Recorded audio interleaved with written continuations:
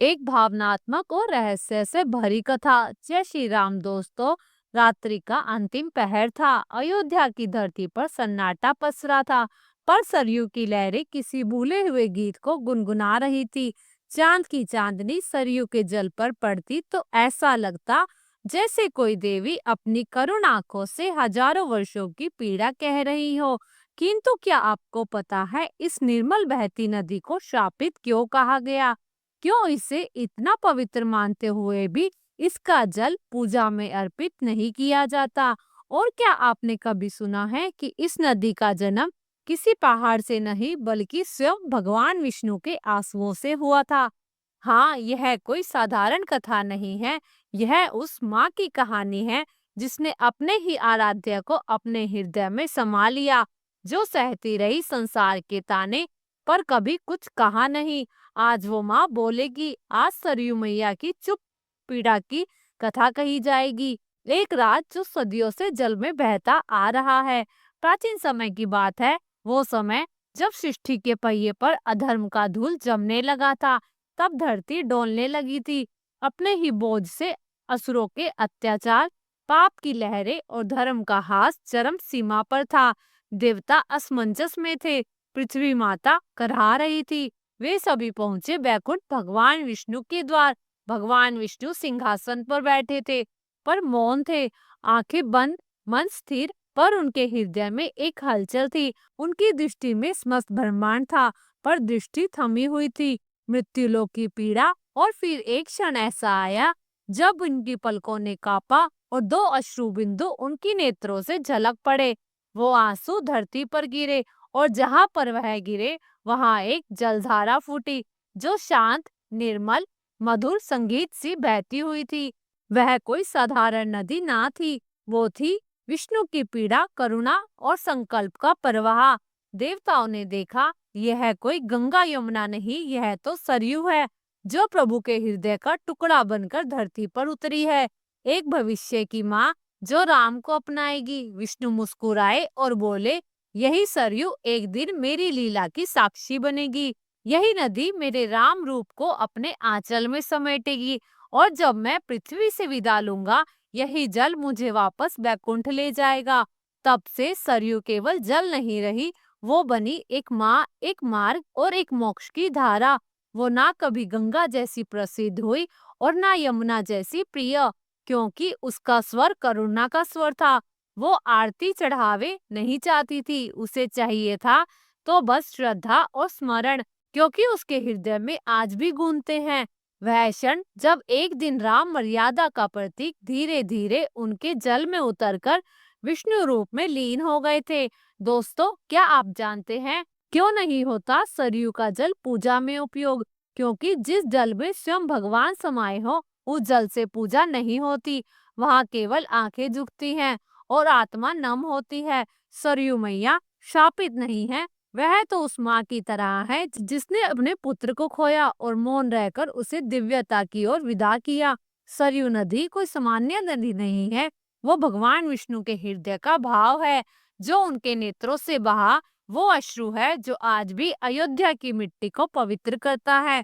क्या आप जानते हैं कि सरयू मैया की गोद में ही रामलला का अंतिम वास क्यों और कैसे हुआ? अयोध्या नगरी, जहाँ की हवाओं में राम नाम की गूंज थी, जहाँ पर हर गली, हर मोड़ पर मर्यादा, धर्म का दीप चलता था।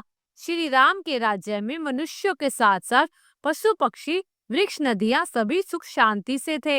हर और सिर्फ सत्य और प्रेम, सेवा का भाव था।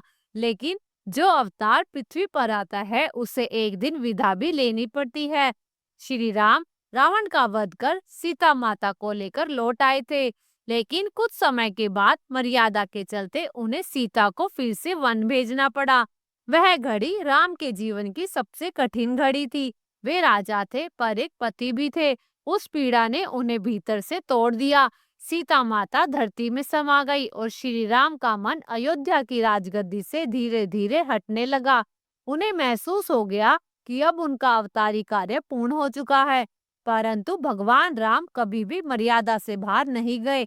उनका हर निर्णय धर्म पर आधारित था। उनका अंतिम निर्णय भी इसी मर्यादा में बंधा हुआ था। एक दिन श्री राम के दरबार में एक अपरिचित साधु आया, लेकिन वह कोई साधारण साधु नहीं था। वह स्वयं कालपुरुष थे, जो भगवान राम को उनके अवतार की समाप्ति की सूचना देने आए थे। उन्होंने श्री राम से एकांत में बात करने की शर्त रखी और कहा, अगर कोई हमारी बातचीत में विघ्न डालेगा तो उसे मृत्युदंड देना होगा। श्री राम ने यह बात लक्ष्मण को बताई और दरवाजे पर पहरा देने को कहा। तभी चमत्कार हुआ, स्वयं ऋषि दुर्वासा वहां पधारे। उन्होंने श्री राम से तुरंत मिलने की मांग की। अगर उनकी इच्छा पूरी नहीं होती तो वे पूरी अयोध्या को श्राप देने की बात कहने लगे। लक्ष्मण के सामने धर्म संकट आ खड़ा हुआ। तय करना था, या तो ऋषि को रोके और अयोध्या का विनाश होने दे, या फिर आज्ञा तोड़कर अंदर जाए और स्वयं के लिए मृत्युदंड स्वीकार करे। लक्ष्मण ने बिना एक पल गवाए अपनी मर्यादा की आहुति दे दी। वे अंदर गए और श्री राम को ऋषि दुर्वासा के आगमन की सूचना दी। श्री राम के सामने अब राजधर्म और भातृप्रेम आमने सामने खड़े थे। उनकी आंखों में आंसू भरे आए, लेकिन वह राम थे जिन्होंने सीता को भी लोक मर्यादा के लिए वन भेजा था। वे लक्ष्मण को कैसे रोकते, पर उन्होंने मृत्यु दंड देने की बजाय एक और रास्ता चुना। श्री राम ने लक्ष्मण से कहा, भाई, तुम अब इस लोक में अपना कार्य पूर्ण कर चुके हो, अब समय है अपने परम स्वरूप में लौटने का। लक्ष्मण जी ने सरयू नदी की ओर प्रस्थान किया। वह शांत भाव से नदी में उतरे और ध्यान मगन होकर जल समाधि ले ली। उसी क्षण शेषनाग का दिव्य रूप प्रकट हुआ। लक्ष्मण जी अपने वास्तविक रूप में लौट गए। लक्ष्मण के बिना श्री राम का मन अयोध्या में न लगा। उन्होंने अपने पुत्र कुश को गद्दी सौंपी और भरत शत्रुघ्न से विदा ली और हनुमान से कहा, हे वीर बजरंगबली, जब तक राम नाम इस धरती पर गूंजता है यहीं रहो, मेरे साथ मत आना। हनुमान की आंखों में आंसू थम नहीं रहे थे, पर वे जानते थे प्रभु की आज्ञा सर्वोपरि है। श्री राम सरयू नदी के तट पर पहुंचे। वहीं जाकर उनका बचपन बीता था, जहाँ वे ऋषियों के संग वन जाते थे, जहाँ वे लक्ष्मण और भरत के साथ जल क्रीड़ा करते थे। आज वही सरयू मैया उन्हें अंतिम बार अपनी गोद में लेने को तैयार थी। श्री राम ने नदी के किनारे खड़े होकर सूर्य को नमन किया, पृथ्वी को प्रणाम किया और धीरे धीरे नदी की ओर बढ़ने लगे। जैसे ही उनका शरीर जल में समाया, उसी क्षण एक दिव्य प्रकाश फैला। आकाश से देवगण उतरे और पुष्पों की वर्षा हुई। सरयू नदी का जल सोने की तरह चमकने लगा। राम अब केवल एक राजा नहीं थे, वह फिर से भगवान विष्णु के स्वरूप में लौट चुके थे। दोस्तों, अब जानते हैं कि सरयू मैया शापित है या साक्षी। लोग कहते हैं सरयू मैया शापित है क्योंकि उन्होंने श्री राम और लक्ष्मण को अपने जल में समा लिया, पर सच्चाई ये है, सरयू मैया साक्षी है उस त्याग, उस मर्यादा और उस अवतार की जो धर्म की रक्षा के लिए आया था। आज भी जब सरयू नदी की लहरें किनारे से टकराती हैं, तो ऐसा लगता है मानो वह राम लक्ष्मण के स्पर्श को याद करके भावुक हो जाती हैं। श्री राम का जीवन केवल एक कथा नहीं, बल्कि एक मार्ग है, मर्यादा, धर्म, त्याग और प्रेम का। लक्ष्मण का निर्णय हमें सिखाता है कि कर्तव्य से बढ़कर कुछ और नहीं है। सरयू मैया की गोद हमें याद दिलाती है कि सच्चा अंत वह है जहाँ आत्मा परमात्मा में विलीन हो जाती है। आखिर सरयू नदी को शापित क्यों कहा गया? सरयू मैया को भी सभी देवी समान मानते हैं। लोग उनमें स्नान करते हैं, पूजा करते हैं और अपने पापों की मुक्ति पाते हैं। जब भगवान ने धरती से विदा लेने का समय किया, तो उन्होंने सरयू मैया के किनारे आकर जल समाधि लेने का निश्चय किया। यह स्थान आज भी गुप्त घाट के नाम से प्रसिद्ध है। जैसे ही भगवान राम सरयू नदी में प्रविष्ट हुए, सरयू मैया धन्य हो गई। उन्होंने सोचा, आज मेरे जल में स्वयं भगवान राम समा रहे हैं, अब मैं सबसे पवित्र नदी बन जाऊंगी।